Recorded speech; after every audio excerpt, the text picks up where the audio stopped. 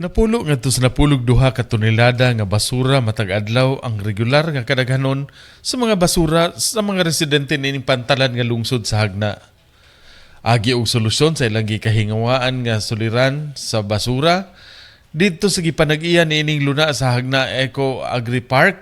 Gipabarog ang 32 milyones nga recycling facility og demo farm nga migamit sa compost gikan sa basura.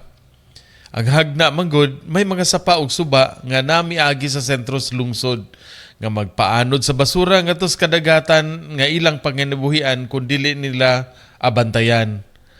Sa puhunan nga 32 milyones, mipalit ang lungsod og mga recycling equipment, apil ang shredders, glass ug bottle crunchers ug concrete tile machine. Gawas pas makinas composting. Kini nagpatigom sa unong ka toneladas nga shredded plastic compost o toneladas usab nga ginaling nga bildo alang sa ilang mga tiles. Sa kasabutan sa usa ka kumpanya sa semento, ang ilang shredded nga basura paliton og nilibo matag tonelada o ibaylo og semento para sa ilang recycled bricks nga proyekto. Kinsa bay nagtuo nga ang basura kapangwartahan pa? Kung gusto mong masayod sa ilang programa, sa LGU Hagna mo mangutana.